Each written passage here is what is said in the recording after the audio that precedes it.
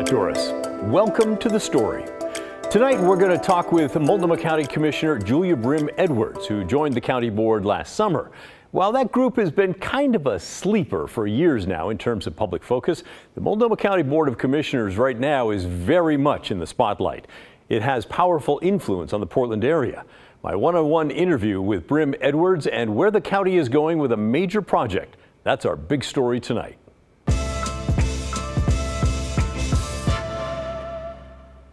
Multnomah County handles the major public health issues in our area and gets hundreds of millions of dollars to do that. So massive issues like homelessness, drug addiction, mental illness, those all fall into the bucket of their responsibility. And in case you haven't really noticed, those things don't seem to be getting much better, which is why the spotlight is on the county commissioner and why it's so bright now. Julia Brim-Edwards is relatively new to the board and brings fresh perspective. She has served 11 years on the Portland School Board and is still there for another year. She also has a business background, including 17 years at Nike, where she was a senior director focused on strategy, public engagement, and also business continuity when COVID-19 hit. She no longer is at Nike, but, you know, she has a pretty full plate. I was going to tease you about not knowing how to say no, but... Well, it's funny because growing up, my parents very much told me that if you, instead of complaining about something, to go do something about it, which is how I got on the school board for the first time, and then the second time, and then the third time, and also why I ran for the county commission. So it's a little bit less than saying no than sort of hearing my mom in my ear. She still lives across the street and sort of like get in there and you know, take action and get after something versus just complaining about it and sitting on the sidelines. Some pretty good advice. I wanted you to hear that so that you'll understand her motivation to get involved and fix big problems. She has a reputation as someone who is tough and determined, someone who does get things done. And now, along with Commissioner Sharon Myron, she is challenging the way that the board chair, Jessica Vega-Peterson, is running the county, including meetings where policy is formed away from the view of the public and fellow commissioners. That's happening right now, for example, with the creation of the county drug deflection program, which will be up and running by September 1st. It will be run out of this building in Southeast Portland and will set rules for what happens to people found with small amounts of drugs.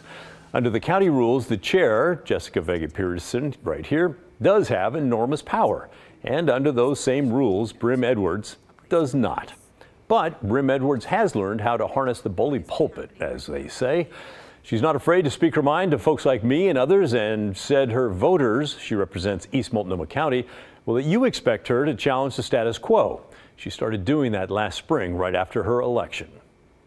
I got about a month into it and I started getting my elbows out and making sure that I was not just going along with sort of, this is how we do things, it's quiet in the summer, you know, you can take some time off or whatever. It's like, no, we have like huge crises happening in our community and the county is key to changing it. So I'm gonna get my elbows out, insist that we have agenda items, that we move forward, that we like actually hold people accountable, that the money we're spending is spent well, it's spent on the things that we told people we were gonna be spending on against the problems that our community expects them.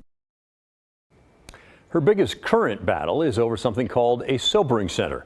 That's a place where police and others, first responders, can take someone if they're not able to care for themselves after drinking too much alcohol or using drugs. And a warning, it may seem like we're going to go down a real rabbit hole when it comes to explaining this sobering center, but stay with me, it'll make sense. The county used to have a sobering center run by the nonprofit Central City Concern. This was it, but it closed down in early 2020 over worries about the safety of clients and staff. While the program went away, the need never did. So, after joining the board, Brim-Edwards worked with experts for months to develop plans for a new sobering center. They envision a place that could help about 50 people at a time and several thousand a year. I talked to the chair and she tapped me to lead a group, to pull together a group to create a 24/7 drop-off sobering center that would replace the Hooper Center that closed in 2019. So we had law enforcement officers, providers, we had 3 commission offices involved. We had the health department, we put together a plan which was based on best practices. I traveled around to different places to look at sobering centers that were effectively doing two things. One, giving people a safe place, people who are intoxicated, a safe place to sober up. But the second important piece was that it also was addressing a community livability and a community safety issue for the rest of the community. Because we don't want to see people passed out on the sidewalks or in the road or whatever. No, I mean, I think Portlanders are an empathetic and compassionate people, and nobody wants to leave somebody because you think that could be your sister, brother, mother, son, daughter. And so we put together a plan based on best practices. We looked at Baltimore, San Francisco, Eugene. We talked to people who were involved in Hooper, the original sobering center there, and put together a plan. We also talked to the legislature about this particular plan. They gave us $25 million to address this and deflection. So we have all the pieces in place, and we're in the process of moving forward. Yeah, well, actually about that. If the sobering center is moving forward, it is at an inch at a time. In reality, it seems to be continually pushed to the back burner. The current plan is to possibly open it by 2026. One reason, county leadership is focused on building out that deflection center for drug users and the plans that go with it. But there's another threat to the sobering center. Brim-Edwards said her plan is being expanded against her wishes by county workers to include things that she says are not essential. For example, county facilities experts worry that a building with potentially unconscious people needs to have extra thick firewalls to protect against fire protection, because it would be hard to rouse folks during an emergency. Well, Brim-Edwards disagrees with that. So having visited other sobering centers, they're actually fairly, I'd say, like low tech. They're not hospital-like settings. So in the sobering plan that we envisioned, it is for sobering, not an extended detox experience. So you don't think it has to have that level of protection? Like I say, what we've seen, in fact, we went and visited Turk House in Baltimore, which is the provider that just has been hired, and their sobering facility is pretty bare bones. There's some exam rooms. There's a big open room in which people who are sobering from alcohol are in, but it's not a hospital-like setting. Turk House, by the way, is going to run Multnomah County's deflection program. Brim-Edwards says under her plan, the sobering center would be located in a building that is separate from the deflection center that's now being prepared on Southeast Sandy Boulevard in Portland. She says it needs to be near a hospital since the sobering center is not going to care for medical or psychiatric emergencies. And if it's near a hospital, it's quick and easy to take people there. She is fighting against what she sees as the expanding scope of her plan. Am I right in thinking that, it sounds like the county health department got involved in this, and it's kind of like they're taking the opportunity to design a Cadillac, and you're saying, listen, a Toyota Corolla is going to be just fine, cheaper, faster, let's do it. I'm going to push for the plan that we put forward, that we know we need, and we had the health department, providers, law enforcement all at the table, and they all said, we need all those other services. So it's not just all we have to do is get the sobering center. They said we need more detox, we need more treatment, we need more recovery housing. And that shouldn't be a reason while we build that other capacity that we don't open a sobering center. And so we had conversations at the very beginning that we're not going to build a Cadillac. We're building the front door, and we'll be very methodical about also building out the capacity, that it's not just all we need is a sobering center. But if you say we're going to do the whole thing, the sobering center probably doesn't happen with the speed and urgency that it should be. Yeah, because it's 2024 and they're talking now 2026, I think? Yeah, I haven't agreed to that timeline. Nor, as you can see, has Chief Day, and I don't think the community has agreed to that timeline either. Portland Police Chief Bob Day sent a public letter to the board chair, Jessica Vega-Peterson, urging her to move faster to get this sobering center built. There is, by the way, reason for concern. And here, by the way, is where we're going down the rabbit hole. Back in 2019, a massive effort to create a new sobering center in Multnomah County failed miserably. Chief Day was one of the many involved in the effort. 80 different groups involving 200 people came together to create a vision for a sobering center and more. It was known as Beacon. Oregonian reporter Maxine Bernstein wrote an extensive article this past February explaining the effort and how it collapsed. She found it came apart because of competition for money, lack of a single strong champion, and a rift between public safety and behavioral health priorities. Brim-Edwards is very aware of this Beacon nightmare. This was a big issue when our sobering group came together, because Beacon kind of died of its own weight, because it's like, we're going to set up this whole system at the same time. And it was a sort of pass off between former chair Deborah Kafori and the current chair Jessica Vega Peterson. But it was the whole thing. And we said from the very beginning, and this goes back to, we're going to do the first thing that we know the community needs, and this is a public safety piece. And we're going to acknowledge that the whole rest of the continuum of care, more withdrawal, detox, more treatment, more recovery housing, all needs to happen. But if we try and create a plan where it all happens at the same time, we aren't likely to be successful. So we're gonna get this front door in place and know that we're gonna build out the rest of the system. So there's a lot of people. Beacon was trying to build the whole thing all there's at a once. lot, yes, and there's a lot of people with Beacon trauma. So we promise not to talk about it. I wasn't part of that, and I feel like in some ways that freed me up to. But the lesson learned was, if that is what stopped the sobering center from moving forward before, it's like we can't do that until we do all these other things. And it's why here we are 5 years later with no sobering center. Okay, so with me so far, Multnomah County, with 795,000 people, has no sobering center where police and first responders can drop off people to safely recover from too much alcohol or drugs or both. And while Commissioner Brim-Edwards has a plan that was created with a coalition of folks and would serve thousands, it's being pushed to the back burner as efforts to create a deflection system for hundreds of drug users takes the attention of county leaders. And others add on to the sobering center plans.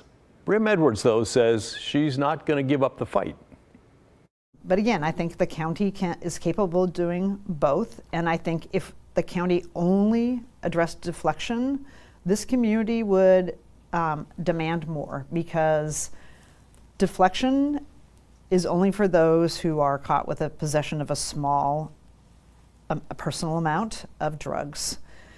And we know a sobering center would address and support a much larger group. And we absolutely need that. So we can't let deflection become a reason why we don't do this other action. Although it seems like right now that is what's happening. Well, yesterday the sobering leadership team met, the chair, myself, Chief Day, the health department, our facilities people, to keep moving the plans forward. So I'm going to continue to push, and I know I feel like I have the sixth man behind me. The community and first responders are absolutely demanding that we do this. The legislature gave us the money to do it. We have the plan. There's no reason why we can't act with urgency and continue to set this up. At the same time, we're also doing what we need to do with deflection. By the way, we taped that interview during the Olympics, so ignore that reference to yesterday. So, what you think about all that? Impressions of Brim-Edwards? What about the county leadership? Any thoughts on the need for that sobering center? Send us your thoughts, will you? The email address is thestory@kgw.com, or call and leave a voicemail. That number is 503-226-5090. I look forward to hearing from you. Still to come on the story, Blair Best takes us to Southeast Portland as a homeless camp that neighbors have complained about for years is finally cleared out. She also has a new number on how many tickets police have given out to people who are violating the city's camping ban. You may be underwhelmed, but that's coming up next when the story returns.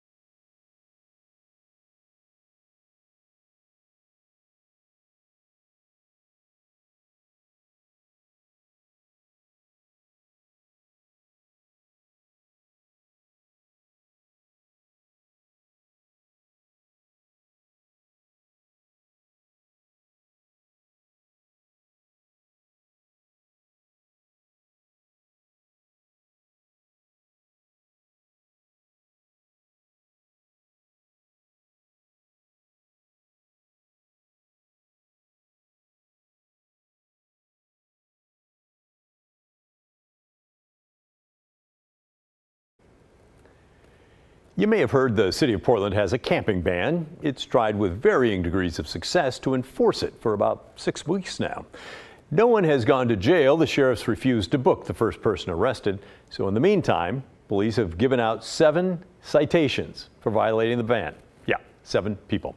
At the same time, the city is focusing on some problem camps. One that's been a nightmare for neighbors for years got cleared out today. Blair Best was there. For many, it's a day that couldn't come soon enough. I call the city constantly. We just have to live with it every day. I call this the village here. For others, it's the sound of defeat. Betrayed. Not my city. Lacey watches their RV get towed from this camp that's been growing behind a residential neighborhood on Southeast Knapp Street and 105th Avenue. Just gotta figure it out, I guess. Suck it up. It's been just over a month since Portland's new homeless camping ban went into effect. Since then, outreach workers have referred 11 sites to Portland police after people refuse shelter. Officers have issued 7 citations in lieu of jail. That's nothing. I mean, what citation is going to get paid? It seems like there should be a solution to it, but it doesn't seem like we've got it yet. The lady was going to refer us, but she was supposed to get back to us and let us know. These 2 wait to hear if their RV meets the requirements for Portland shelter site for vehicles. Police stopped them from driving it because they didn't have insurance. It's a little upsetting, but it's understandable. I guess it is the law, but... Again, it's a joke. I've listened to Ted Wheeler, I've listened to County Chair. You know, we're going to address this issue. I see no hope. Mark, who's lived in the neighborhood for 33 years, is now looking to move. Out of Multnomah County, because I see nothing getting better. There's no future with Multnomah County really doing anything about this type of a situation. Another defeat for those with homes and without. I'm gonna sleep on the trail probably next to my stuff. It's just like, you never get to catch up. Now, we saw 2 teams of outreach workers at that site today. They wouldn't talk with us on camera, but we talked with many homeless people who were offered shelter. Some accepted, some did not. Portland police say no citations were handed out. Blair Best, KGW News. Thank you, Blair. Coming up next on The Story, Portland City Council will vote tomorrow on the future of the Keller Auditorium. And we've learned that one of the 3 options on the table is being thrown out. The council is set to make kind of an odd request for the remaining proposals. Details when The Story returns.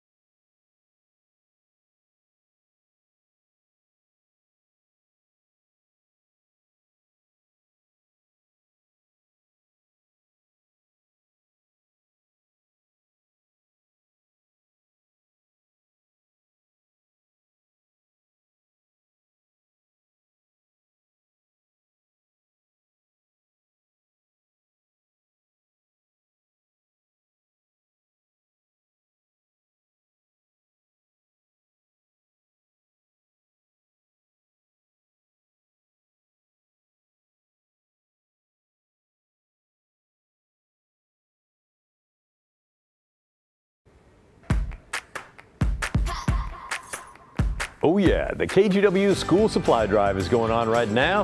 One of the best ways you can help is to give online, and it's really easy. Just go to kgw.com/school and click Donate Cash. And all this week, for every $1 donated at any On Point branch, they'll donate $5, making your donation go even farther. We want to thank On Point Community Credit Union, Safeway, and Rick's Custom Fencing for everything they're doing to make this year's supply drive such a great success. We mentioned Multnomah County's deflection program earlier in the show during my conversation with Commissioner Julia Brim-Edwards, but there are a few other developments while we were off for the Olympics that we want you to know about. The Deflection Center is in Portland's central east side along Sandy Boulevard. It also happens to be one block from a preschool. Last week, a lawyer for the preschool sent a letter threatening to sue the county if the Deflection Center plan moves forward as is. This is an open and obvious threat to the children who play on that playground every day. The school wants to be a welcoming neighbor. If there are people in the community who need services, the school's goal is not to stand in the way of that, but the school's number one duty is to its children and its staff to make sure they're safe. The letter also alleges the county is violating public meeting laws since many deflection details were crafted by Chair Jessica Vega-Peterson and her leadership team behind closed doors. We'll see if that lawsuit ever happens, but the county told us there will not be a signed good neighbor agreement come September 1st, but a framework for one. As far as how the center will operate, we know there will be at least 2 security guards at all times, and the center will serve about 400 people a year. That's about 1 to 5 each day. Another big story we've been following is the future of Portland's Keller Auditorium. We told you about the 3 options on the table: tear down and replace the Keller where it stands now, or build a new theater on the Portland State University campus, or go across the Willamette River and build at the Lloyd Center on the east side. Well, Portland City Council made a decision about what happens next. I mean, kind of. Tomorrow, they will vote on a resolution to get rid of the Lloyd Center option. And instead of choosing between the rebuild at PSU or PSU option, they're going to ask those 2 groups to collaborate on a plan to keep the Keller on the west side of the Willamette River. How exactly the opposing groups are going to do that is apparently up to them to decide, and we'll be fascinated to see how that shakes out. The 2 groups will report back to the council on the 2nd week of October.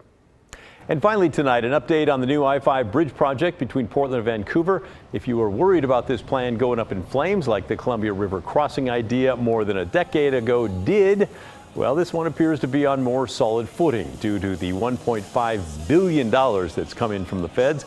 Last week, the Federal Highway Administrator was in town alongside local members of Congress to tout the money awarded to the bridge project so far. But the problem is we have a bridge in the backdrop here that, check my math, but I think President Woodrow Wilson could have cut the ribbon on the first one, and I think President Eisenhower would have cut the ribbon on the second one. And you don't win the 21st century with bridges and infrastructure from the 20th century. It's not going to work. But there are tens of thousands of cars that sit in traffic here. There are Republicans and Democrats sitting in those cars. We don't check voter registration on our roadways. Our transportation system is one of the things that truly unites us as Americans. And I'm truly grateful for the bipartisan support for the bipartisan infrastructure law. Democrats and Republicans coming together to show that we can still do big things in this country. Now, I don't know who the president will be when it comes to break ground on this project. Could be a he, could be a she. But there is a long legacy of people who have worked really hard on this project. We can start the funding on design and ultimately construction, which could happen as early as 2026. So I'm telling people, you better start taking pictures of this bridge because it's not going to be around much longer. How about that? Time will tell. The next step in the bridge replacement is the release of a draft version of an environmental impact document, which is expected sometime later this year. We'll keep you posted. In the meantime, that's the end of our show. Thanks so much for watching. And remember, the story, our collective story, well, that never ends. The good stuff's coming your way next, and I'll see you right back here tomorrow night at 6:30.